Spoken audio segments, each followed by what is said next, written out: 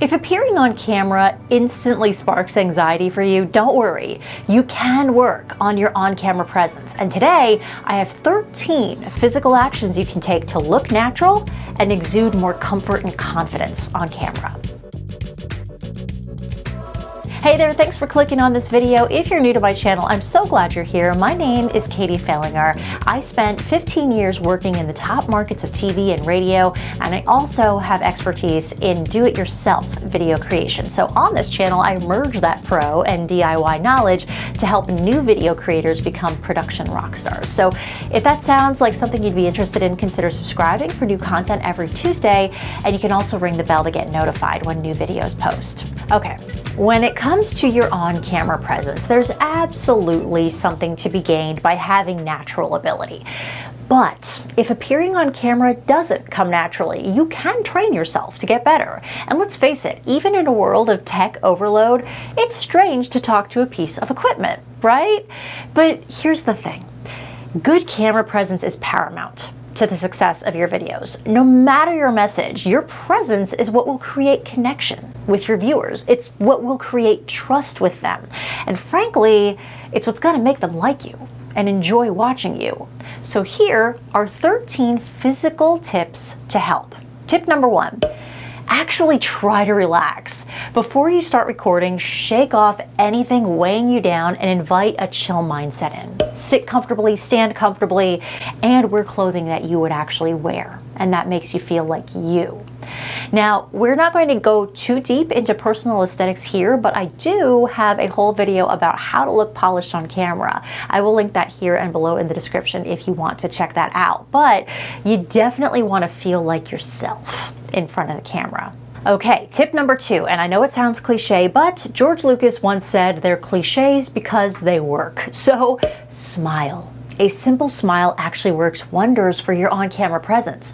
Unless your topic is somber and serious, smiling will naturally make you look more at ease, more relaxed, and way more comfortable. And your body also has a natural physical reaction when you smile to automatically give off a more comfortable vibe. It's pretty cool, right?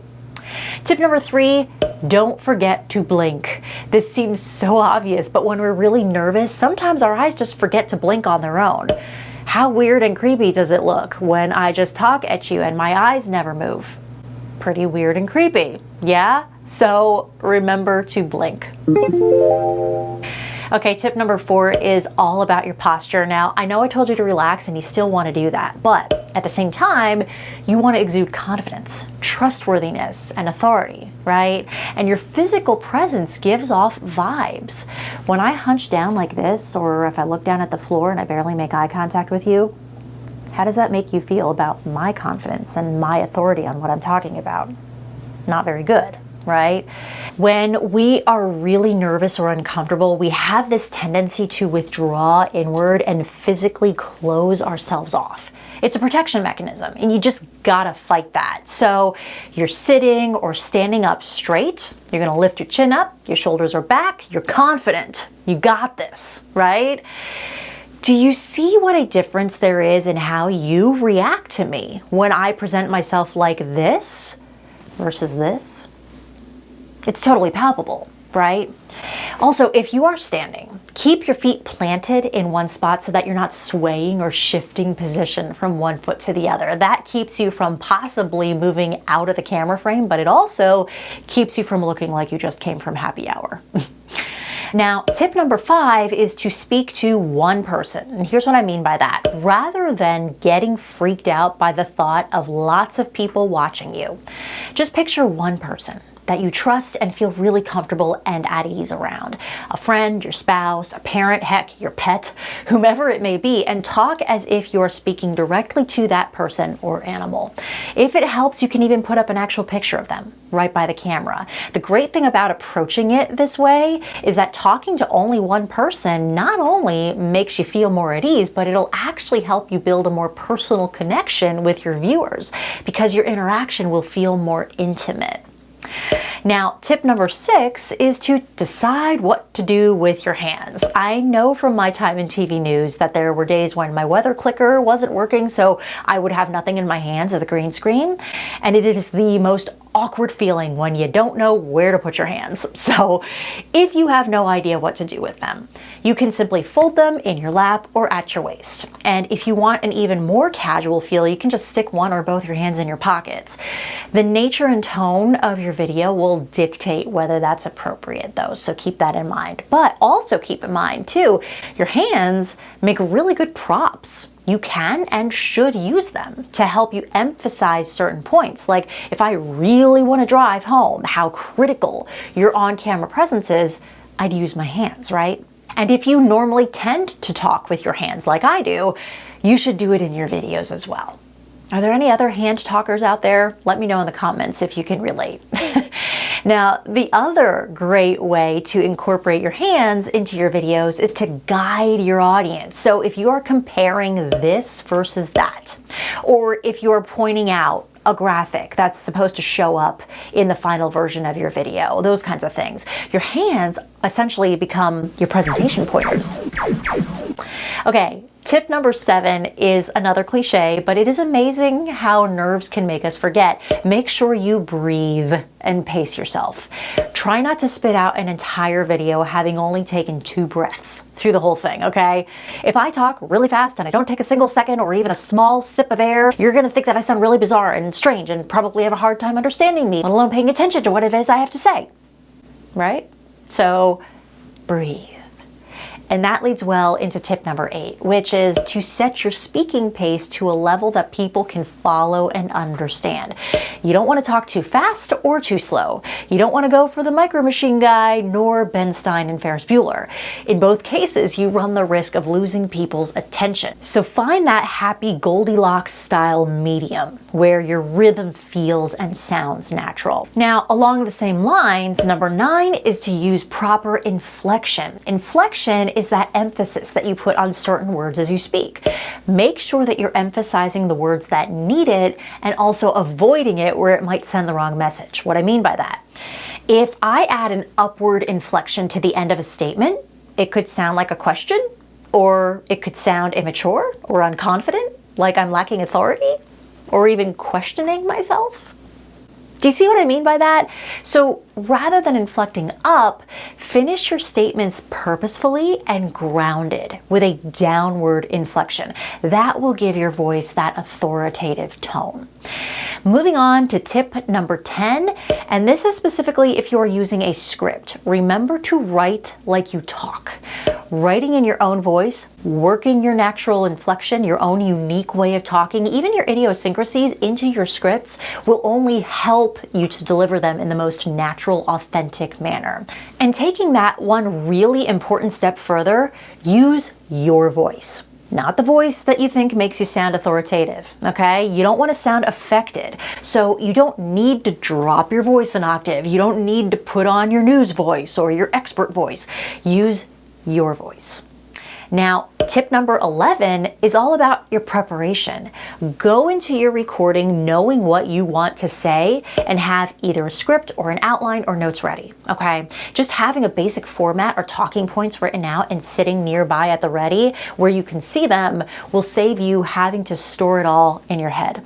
And that will translate to you looking far more comfortable and relaxed because you just won't have to think as hard.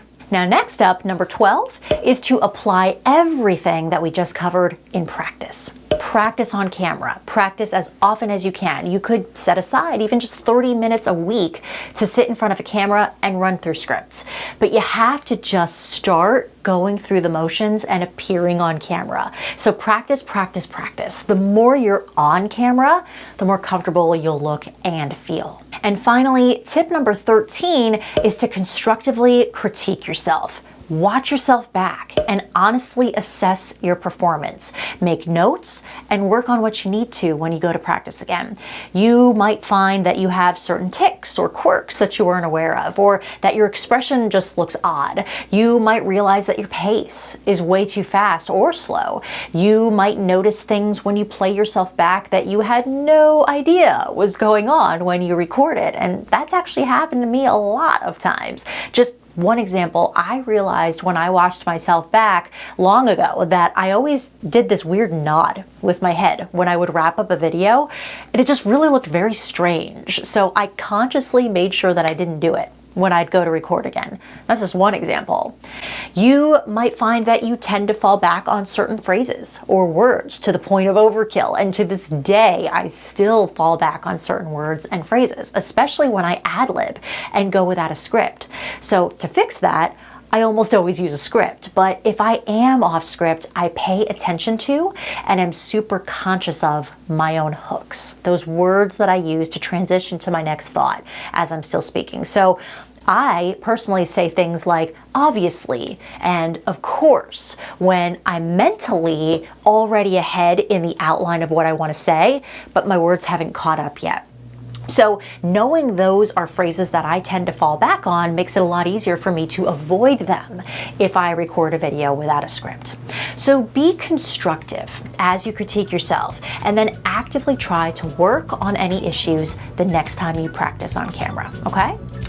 So now you have 13 physical actions that you can work on to present yourself in the most relaxed and comfortable way. In my next video, we're going to get inside your head, and I'm going to share the mental action that you can implement to look your most natural on camera. Now, having that polished on-camera presence is just one part of creating quality videos, right? And if you are just getting your feet wet in video creation, but you're not really sure where to start, I would like to invite you to check out my signature online course. It's called the Video Production Project. It's an all-inclusive masterclass that's going to give you a 360-degree walkthrough of how to create quality videos for your brand, your business, or your burgeoning creative outlet without the overwhelm, plus tools to equip you for success. And I also have some serious incentives for you when you sign up, like your own video equipment kit, to ongoing instruction and support as you start creating your own videos. So you can see everything that is included, check out the pricing options, and enroll right on my website, videoproductionproject.com. I've also linked that below in the description if you are interested in checking it out. Friends, if you like this video, please let me know. Hit that like button, subscribe, and share it with someone who might also find it useful. And let me know in the comments which of these tips you found to be the most helpful. In the meantime, stay in touch with me. I'm on all the social platforms. I'm at Katie Falinger Official on Facebook and at Katie Falinger everywhere else. And I would love to hear from you. But for now, thank you so much for watching, and I will see you next week. And if you normally tend to talk, oh gosh, my hammies. Physically close ourselves. Rather than getting where your rhythm feels, I would like you are nervous. We're really nervous. What it is I have to take. Let's do that again.